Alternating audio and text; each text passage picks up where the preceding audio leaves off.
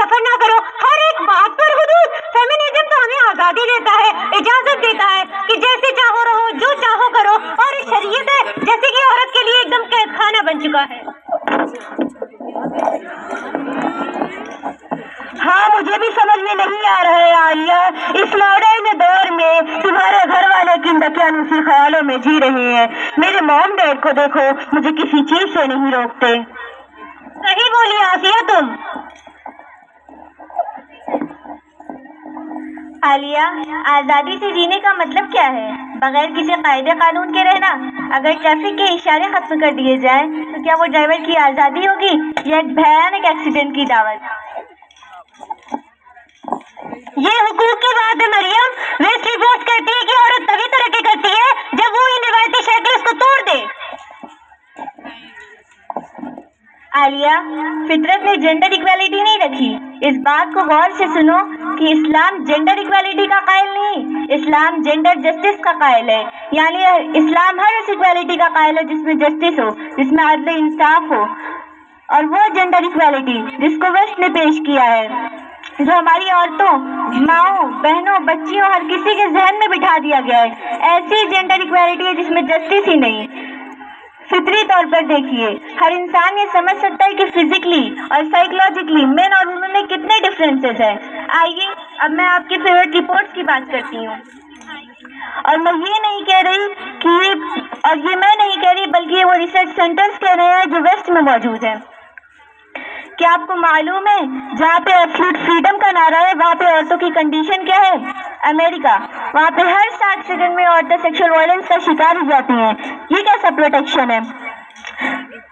यूरोपीन में 80% ऐसी औरतें हैं, 80% ऐसी औरतें जो बच्चों की अकेले तरबियत करती हैं, मर्द छोड़कर चला जाता है, और उन्हीं 80% औरतों में से 27 to 28% ऐसी औरतें हैं जो मेंटल डिसेबिलिटी का शिकार होती हैं। ये कैसी इक्वालिटी है? सिर्फ यूएसए में 4 बच्चों में से आपको एक ऐसा बच्चा मिलेगा जिसकी तरबियत उसकी तन्हा माँ करती है, उसका बाप उसे छोड़कर चला जाता है क्योंकि निकाह तो नहीं किया था ना उसने। अब मामलात आते हैं रेप केसेस के क्राइम्स पर। सबसे ज्यादा अगर कहीं अमल अंजाम होते हैं तो वो यूएसए है। हर 6 औरत में से आपको एक ऐसी औरत मिलेगी जो अपनी पूरी जिंदगी में सेक्सुअल वायलेंस का शिकार रही हो। ये इज्जत भी औरतों को वेस्ट है। लेकिन मरियम, वो तो खुद को एम्पावर्ड कहती है। आलिया, इस्लाम ने औरत को कैद नहीं किया बल्कि उसे प्रेशियस बना दिया है। जिस तरह एक हीरे को तिजोरी में रखना उसके कैद नहीं, उसी तरह शरीयत ने मर्द पर फर्ज किया कि वो आपका फाइनेंशियल मेंटेनेंस उठाए। आपकी कमाई पर सिर्फ आपका हक है, लेकिन मर्द की कमाई उस पर भी आपका हक है। अब आप सोचिए, ये कैद है या रॉयल ऑनर?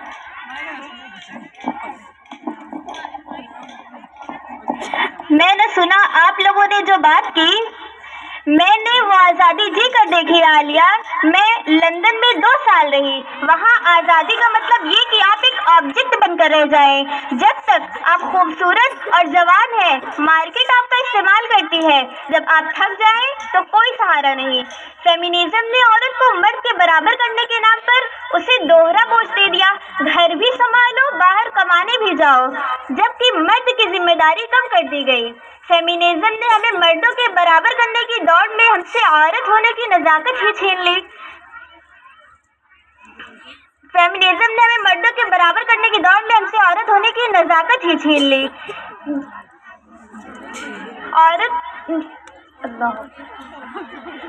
इस्लाम कहता है कि तुम इतनी कीमती हो कि हर राह चलता तुम्हें देख भी नहीं सकता।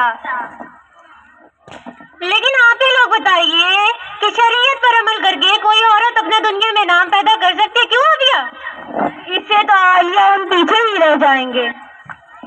Y not Alia?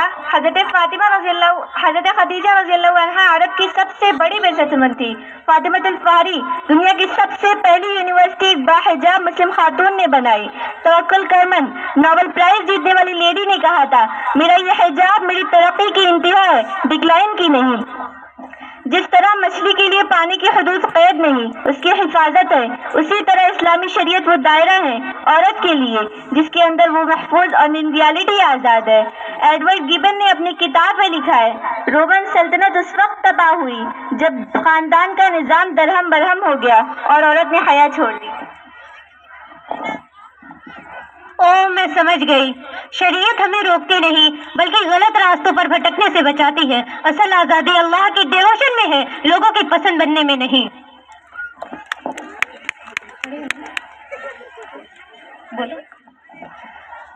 ہم ڈاکٹر بھی بنیں گے، ہم سائنٹسٹ بھی بنیں گے، ہم انجینئر بھی بنیں گے اور ہم پروفیسر بھی بنیں گے، ویسٹ کی نقل کر کے نہیں بلکہ اسلامی شریعت کے دائرے میں رہ کر بنیں گے۔ جزاکم اللہ خیر۔